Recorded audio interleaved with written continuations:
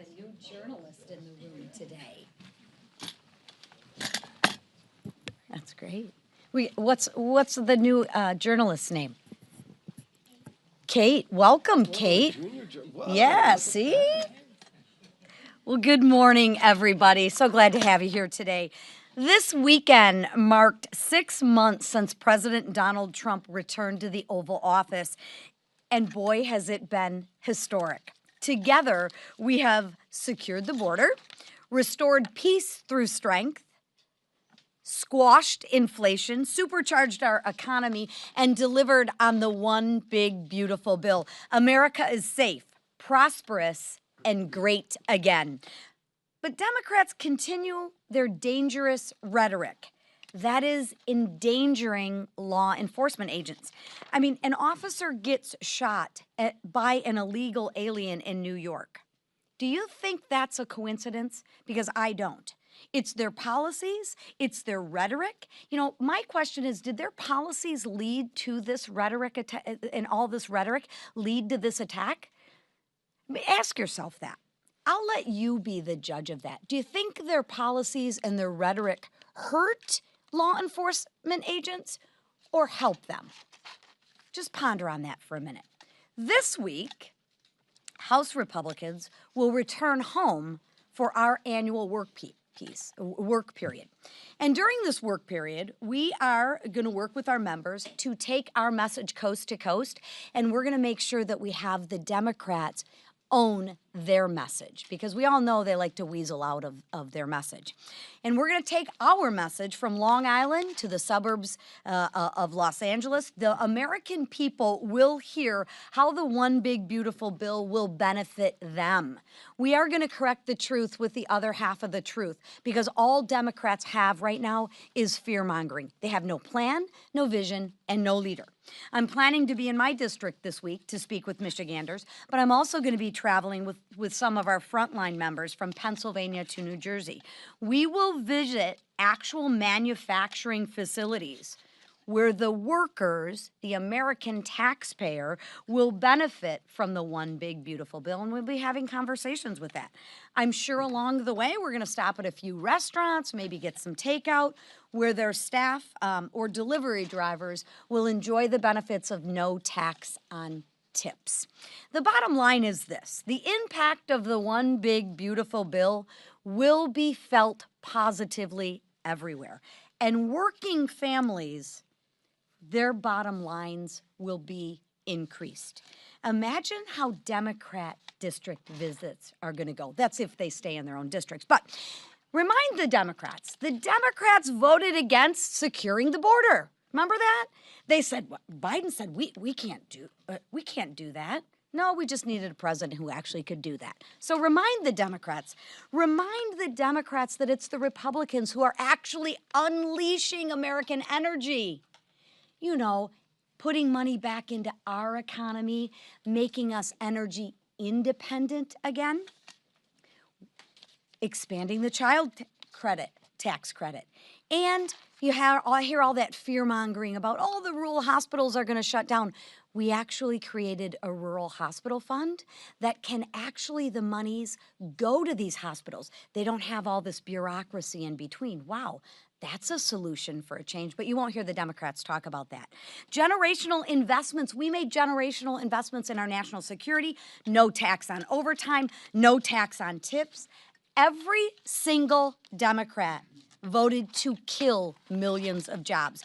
Give federal benefits to those who never should receive those benefits before. Remember, the Democrats are making sure that Medicaid is not there for the people who need it most by allowing the waste, the fraud, the abuse to actually continue and to give it to illegals over Americans who need it more than anything. And take those $1,000 of paychecks from hardworking Americans. Remember, they voted to increase every single working family's tax rate. I'm so sick and tired of hearing, oh my gosh, it's a tax rate for the rich. No, it's not. Think about this. This is a fact, and I'm curious if you've asked any of the Democrats this. They voted to raise a taxpayer's income who makes $48,000, which would be in the 12% tax bracket. They voted to raise the tax bracket from 12% to 25% on 40, if you make $48,000. I don't know, any of you think $48,000, is that a tax break for the rich? A tax incentive for the rich? No, you're taking money from working class families. Make the Democrats own. Ask them why they voted for the biggest tax increase in history. Ask them why. I don't think these meetings are going to go very well. Now, I hope the Democrats are home and the local press will hold them accountable, and to explain why they voted to kill American jobs, especially when they're already somebody who voted no, but notice every Democrat takes the dough. It's ridiculous, and we will continue to bring these fallacies to life. We will continue to correct the truth with the other half of the truth, and the fear-mongering from the Democrats has got to stop. Now, to talk about this and the importance of the One Big Beautiful Bill for people in her district with me is Congresswoman Jen Kiggins. Thank you. Well, thank you so much for including me this morning in your press conference. I'm Congresswoman Jen Kiggins, and I proudly represent Virginia's 2nd District, which is home to a large percent of veteran population. In the country, we have about 6% of our population who has served in our great military. And in my district, we have more than twice that, about 13%. So I'm here today to talk about the veteran perspective and the wins for the veteran community in the One Big Beautiful Bill. I am a veteran. I served as a Navy helicopter pilot for 10 years of my life. I am married to an F-18 pilot who served for 20 years. And I'm also very proudly a Navy mom to a future naval aviator. So the people in my district, we are regular, everyday Americans. We just put service to country first. And not only if you are a veteran, but if you work with the veteran community and the defense community in my district, the wins in the One Big Beautiful Bill are important to us. We are hardworking, we are business owners, we are small business owners, we are parents, we are moms and dads, we are people who care about community safety. So the wins in this One Big Beautiful Bill from the economy side, the extension of the tax breaks, the no tax on tips and overtime, the wins that we know our veterans will feel more in their bank accounts. We're used to living on fixed income like we did in the military. We know that each and every penny counts and how hard we have to work to earn our money. We want to keep more of our paychecks. We want our veterans and all Americans to feel like they have more in their pocketbooks. So those are the biggest wins for the veteran community. The border security piece is important because we care about community safety, and we know that every state is a border state, even Virginia. So we care about the people that are around our neighborhoods, that are around our kids' schools, that are watching our families. That community safety piece is important, and knowing that we have a secure border, knowing that we're not letting people from the terrorist watch list, that you know, as veterans we have concerns about who is in our country, who is here to do us harm. But I think most importantly, the biggest wins for a lot of us in the veteran community was that $150 billion Defense Plus up. So many of us joined and signed up to serve again in our great military for our great country because of the chaotic withdrawal in Afghanistan. We saw weakness on the world stage. We saw what it looks like when our country doesn't prioritize peace through strength. The world is a very dangerous place, and now as a military mom, really, I care about that issue, and so many people in my district, so many of our children are serving, so many of my neighbors and friends. So for me, that peace through strength piece is the most important piece. And we're seeing Republicans put our money where our mouth is and prioritize quality of life, quality of service initiatives for our military. We're seeing next generation strike fighter funding. We're seeing money for 16 more ships being built. There's $9 billion for quality of life, $29 billion for shipbuilding, $16 billion for shipyards and depot, which we know are in need of repair, $9 billion for air superiority. We need to prioritize this peace through strength part, and that's what this One Big Beautiful Bill does. During the Biden administration, we had defense spending at an all-time low. We know that in times of our greatest peace, defense spending is about 5 to 6%. President Trump has not only agreed to do that for our country and for our military, but also he's encouraging our allies to do that, and we're seeing them get on board with that too. So I can't just emphasize enough the importance of prioritizing defense spending and what this big, beautiful bill does for that. You know, as Republicans and as veterans who care about how much money we have, we also want to make sure that we are not wasting money. And the programs, the reforms that we've put in place for Medicaid is important. We know that we want to keep that program for people who need it the most. We have plenty of veterans who are disabled, who are Medicaid recipients. I want to make sure that program is there for them. So the reforms we put in place are so important. But it's certainly a privilege to be able to represent, again, a district that has one of the largest veteran populations. These are great wins for the American public, great wins for the veteran community, and I'm very proud to be a part of this effort. Thank you so much. Great job, Jen. Over the weekend in New York City, an off-duty Customs and Border Protection officer was shot in the face during an attempted robbery by 2 illegal aliens. These 2 criminals were allowed into our country by the Biden administration, where they both have gone on to commit multiple crimes. Assault, kidnapping, larceny, and now attempted murder make up their rap sheet. Senseless, dangerous sanctuary policies put these criminals back on the streets after their numerous arrests, enabling them to wreak havoc on innocent Americans. The damage done by the Biden administration's deliberate open border policies cannot be understated. We are still feeling the consequences of it today. But President Trump, DH Secretary Noem, and Border Czar Tom Homan are turning the tide. In my state of Minnesota, ICE arrests of illegal aliens have doubled since President Trump took office. And while the local worthless media in my home state tries to spin that as a bad thing, the brave men and women of ICE are getting the worst of the worst illegal aliens off the streets of Minnesota and America, restoring safety and security to our communities. As these officers enforce the laws, they face an 830% increase in assaults. To the ICE agents risking their lives to keep us all safe, thank you. To the Border Patrol agents and custom officers securing our border, thank you. The One Big Beautiful Bill supports their efforts by giving them the tools they need to continue this critical work, including more ICE officers, more Border Patrol agents, more border wall, and more detention space. These resources strengthen and make permanent the great success that President Trump has already had securing the border and deporting criminal illegal aliens. The One Big Beautiful Bill delivers historic border security wins. It delivers historic border security wins, and we're all safer for it. With that, the Majority Leader. Thank you, Whip.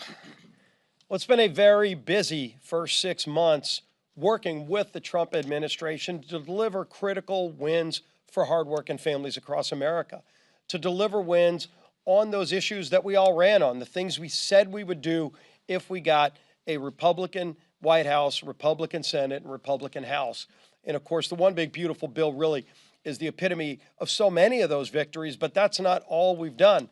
The president has already signed or has on his desk 31 different bills that have been passed by the House and Senate on the desk of the president, almost all of which have been signed into law. After today, maybe all 31 will have been signed into law to continue delivering and getting our country back on track, reversing the damage that was done by Joe Biden in 4 years. What the Democrats did working with Joe Biden, not just to increase inflation, increase interest rates, to increase regulations and rules that stifled the ability for small businesses to grow. We've been working hard to reverse all of that. And while we are celebrating all of these wins, we are not tired of winning. And the American people aren't either. That's why this week we still have more bills on the House floor, but we also have a lot of work being done in our committees. The Appropriations Committee this week is taking up 3 more appropriations bills in full committee. Tom Cole and his members have been doing an incredible job of getting their bills out of committee. The House has already passed over 60% of all government funding over to the Senate. And this week we're going to see something that hasn't happened in years. The United States Senate is finally taking up a House appropriations bill. That should be something that's always going on in Congress, where you see the House and Senate doing their jobs together.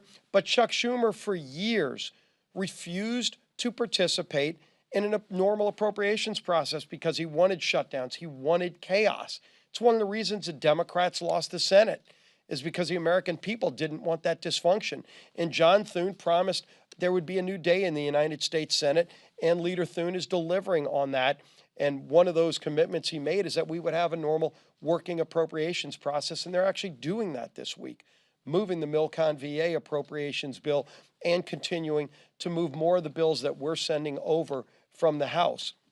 And so as the American people see Washington working for them for a change, we're also going to be going during this district work period and explaining to the American people what's been in a lot of those bills, because the Democrats have been lying over and over and over again about tax cuts for billionaires. They're talking about hospitals closing. Everybody in America is going to die, according to every Democrat. And of course, when the American people look at what's in those bills, they're going, wait a minute. You know, the waiter and waitress in America who averages $32,000 a year is going to get about $1,700 more in their pockets. That's real money for working people. And every Democrat voted no. You know, so while they're going back home and explaining and lying about the bills, we're going to start panning out across the country, telling the truth about what really is happening in the economy for working families. And we're proud of that. We're not done delivering, but I think it's important that we take some time to talk about what we've already done and delivered as we continue to move more bills. Like I said, a lot of work being done this week in committees. Energy and Commerce has taken up the NIL bill. You're seeing Judiciary focus on that report. It's been covered pretty well, but I think there's a lot more to the story about the Russian collusion hoax that started under President Obama, and some of those facts are finally starting to come out. You know, it's interesting to see Democrats want to talk about Jeffrey Epstein all of a sudden. For 4 years, Democrats hid and covered up the Epstein files. They did. They had it for 4 years. And Trump's in the courts right now trying to get a lot of that information unsealed so the American public can see it. But we're going to continue pushing for that transparency. Our committees are going to keep working to deliver more results for American families. That's what we've been doing. That's what we're going to continue to do, while Democrats just vote no. They hide, they lie, they try to talk about what they would do if they were in power, but of course everybody knows what they did when they were in power. They moved a far-left socialist agenda. They're about to elect as their new party leader a socialist Marxist mayor of New York City. And half the Democrats, they all want to meet him and take selfies with him, and yet they're not sure if they're going to endorse him or not. But the bottom line is that's where their party has moved, in Washington, in New York. But that's not where America is. Republicans are delivering for Americans, for hardworking families, all across the political spectrum. And that's why this economy is finally starting to move in the right direction.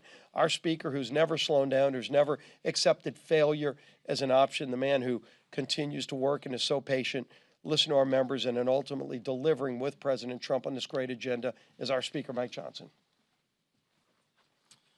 Thank this leadership team and all of you. Good morning. Thank you. Representative Kagan's doing an extraordinary job for Virginia and our military families and all of the issues she works so hard on. Thank you for all that hard work.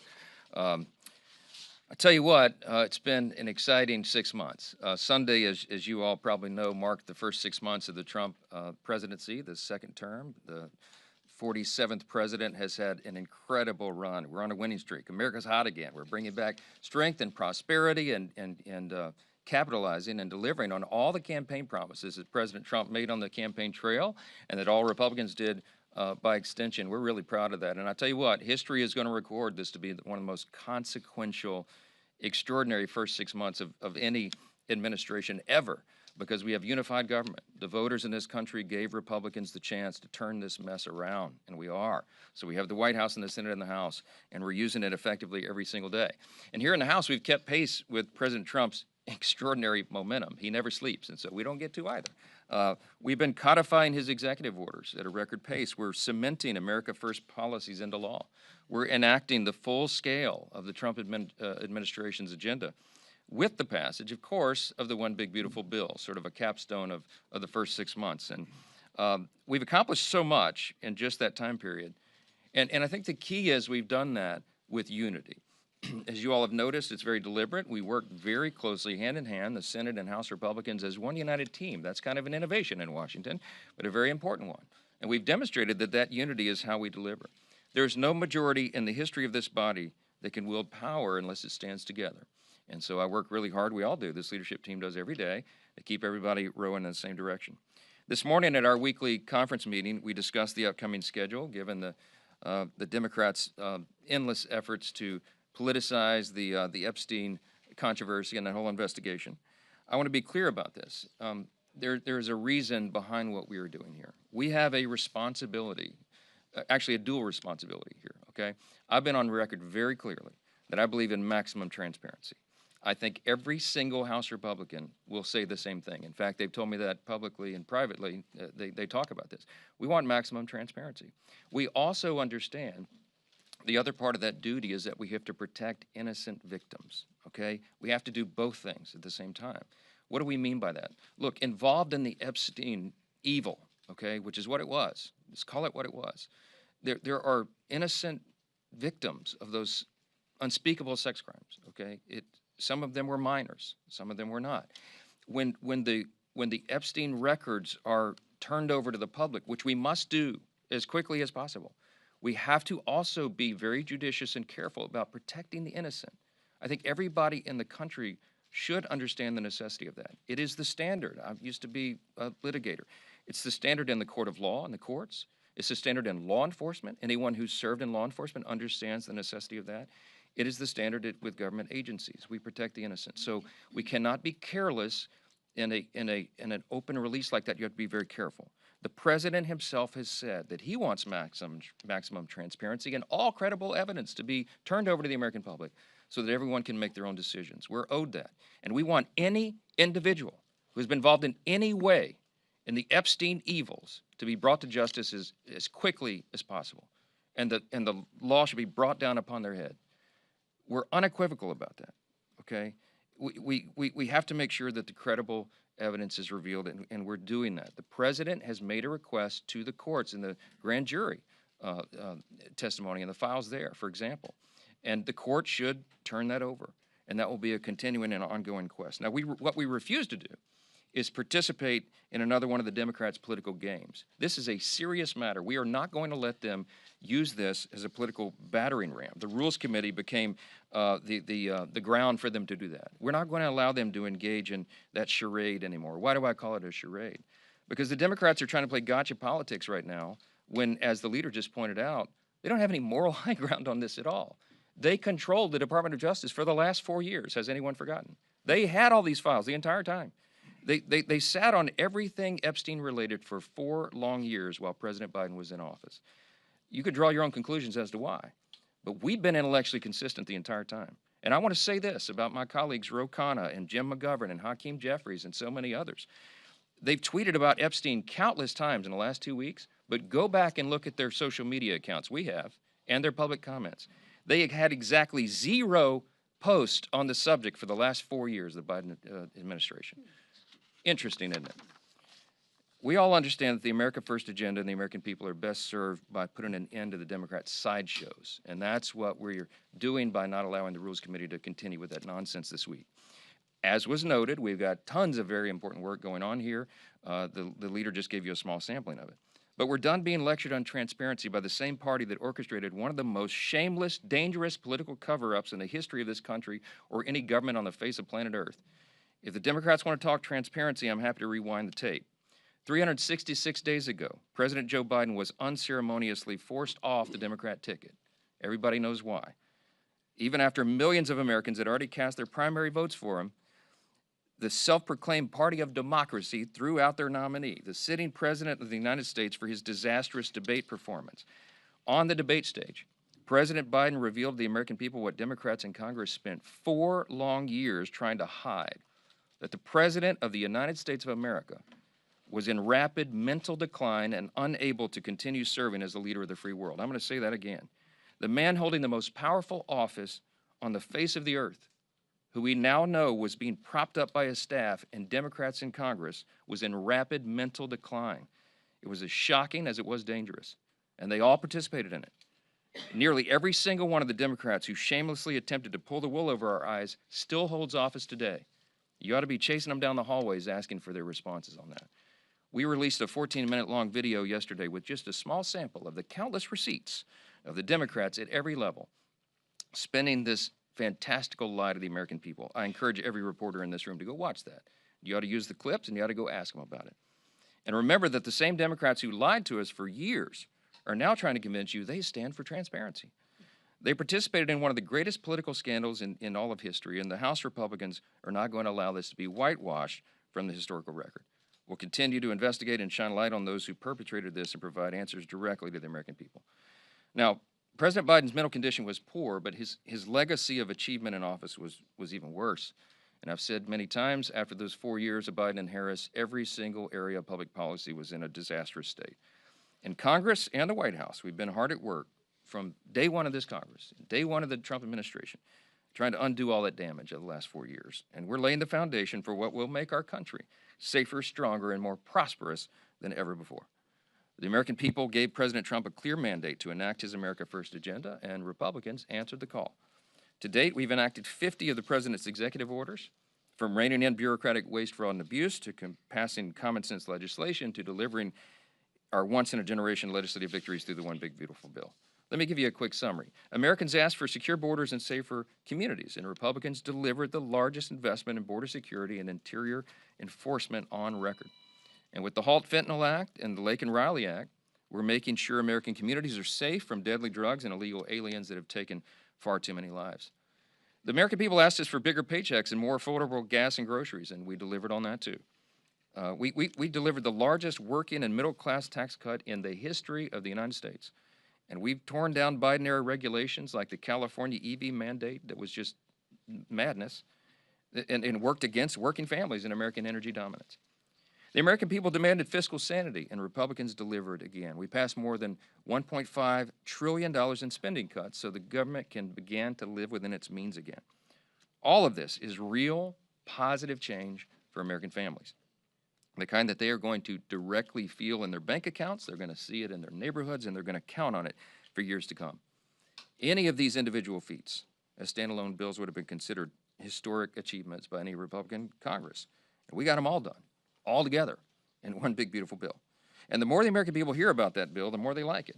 There was a Harvard Harris poll that recently surveyed the individual titles, the individual pieces of the big bill, and they found that 17 of the 21 major proposals polled had a majority of support. That's including things like reducing federal spending and imposing common sense work requirements on public assistance. But while the American people continue to learn about the bill, they'll also begin to feel its positive effects, because we did this on a very aggressive timetable. As you all know, we put it on an ambitious timeline to be delivered. Many in this room said it wouldn't succeed. You wrote about it. I read all that. That's fine. We said we needed 6 weeks to craft our House budget resolution, and we passed it in February. We said we'd pass our House version of the One Big Beautiful Bill by Memorial Day, and we beat that deadline by 4 days. We said we'd pass it through both chambers and get it to the president's desk for signature by July 4th. And what happened? We had a big, beautiful signing ceremony at the White House on Independence Day. It was a historic day, and it's a testament to what this House Republican Conference can accomplish when we remain united and working towards a common goal. Last thought here, on closing note, this is the last leadership press conference before we enter the August district work period. Around here, people call it the August recess. It is not that, okay? So I know that lots of people in the press corps are going to be able to enjoy some downtime with friends and families, and we commend you for that, but House Republicans aren't going to get to participate in all that stuff, because this month of August is not a vacation. This is arguably the most important work month on our calendar. Why? Because our members go home, they connect with their constituents in person, they host roundtables with local businesses and organizations, they meet with community stakeholders and local officials, really, really important components of the job. And frankly, they need to cut through the false and misleading claims about the One Big Beautiful Bill from the media and the Democrats. As I mentioned, the more people know, the more they greatly favor the bill that we passed. And House Republicans are going to spend the month highlighting how it will positively impact our districts and our communities. With that, I'll take a few questions. Mr. Speaker. Chad. Good morning. You say yesterday that you were in lockstep with the administration on the Epstein files, but it doesn't seem that you're in lockstep with all of your House Republicans. Thomas Massey just saying in the past hour that this is going to come back and bite Republicans. What do you say to those schisms inside your conference here? I say Thomas Massey is the one trying to bite Republicans, okay? I'm not quite certain what his strategy is. But it's just not him. I mean, otherwise you guys wouldn't be calling off the week tomorrow. You'd be able to put your rules on the floor. I understand the issue with the Democrats. Yeah, no, I just explained why. We're not going to play political games with this. We've all been very clear and transparent.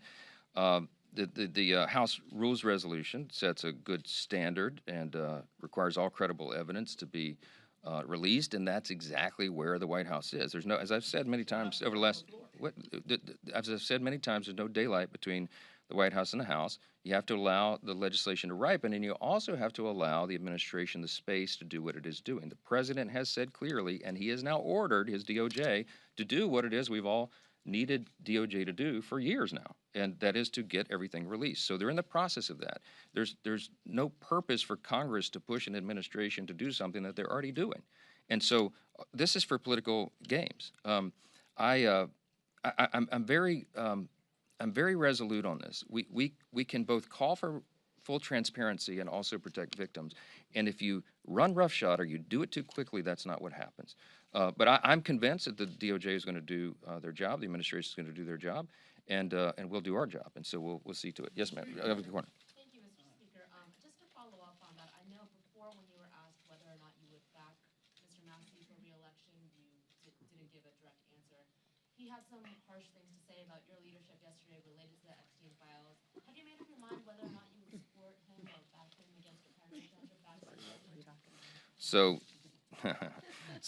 here's the as the leader of my party, I lead the incumbent protection program. Okay, that's my job. I go all around the country. I travel endlessly, incessantly. I have to raise over $300 million to do that, and we want everybody to come back. And some people, I try to protect them from themselves. You know, they kick and scream and bite their own colleagues. Some people seem to enjoy in trying to inflict political pain on their own teammates. I'm not going to address anybody individually, but I'll tell you that some here are much more frustrated than others. There's a small, tiny handful, but one in particular who's given me lots of consternation. I don't understand. I don't understand Thomas Massey's motivation. I really don't. I don't know how his mind works. I don't know what he's thinking. Thomas Massey could have brought his discharge petition any time over the last 4.5 years. Over the last 4 years of the Biden administration, he could have done that at any time. And now he's clamoring as if there's some sort of timeline on it. It's interesting to me that he chose the election of President Trump to bring this, to team up with the Democrats and bring this discharge petition. So do I have some concern about that? I do. But you know, in me and my way, I try to follow Ronald Reagan's 11th commandment, never speak evil of another Republican. My gosh, it's hard to do sometimes around here. I also try to follow the scripture. You know, it says, bless those who persecute you. So let me just say about Thomas Massey, could you just accept my Southern, bless his heart? Okay, I don't know what else to say about it. We're for maximum transparency. We're engaging in that right now. And we don't need political games. Yes, ma'am. Over here. Yes. Wait. I was pointing to her. Go ahead. Sorry. So health insurance companies are requesting 15% premium increases for next year. They're citing the expiration of the Obamacare subsidies. Are Republicans thinking about this? Is there any possibility that they would look at extending those subsidies or any other things to decrease health insurance? I think that goes to the end of the calendar year, so we'll have discussion about the issue later, but it hasn't come up yet. I mean, but it's on the radar. Back row, yes. Thanks. Two questions. First is, did the president or anyone in the administration ask you to delay the resolution until after recess? No, but I, as you all know, I speak to the president multiple times a day on a typical day, often, always. And what I know about the president's heart on this is that he agrees with everything I've said here today. He wants maximum transparency, but he's also very insistent that we do not subject people who have already been victims of unspeakable crimes to further public scrutiny. And it would be a very dangerous thing to put those people's names out or to do a release of information in a way that is haphazard where they could be easily unmasked. And so you have to be very careful about how you do that. I think we have a moral responsibility to do that. We have a moral responsibility to expose the evil of Epstein, and everybody was involved in that. Absolutely. And we're resolved to do it. But we also have an equal moral responsibility to protect the innocent.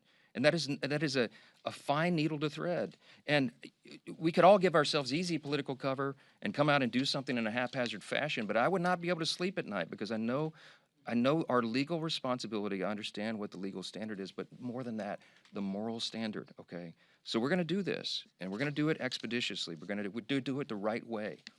What is popular isn't always right, and what is right isn't always popular. I had an 8th grade teacher tell me that one time. I carried it with me my whole life. We're going to do the right thing here, and the American people at the end will see that we did that in the right way and on the right timetable. Yes, sir. Wait, hold on, wait a second. What'd you say?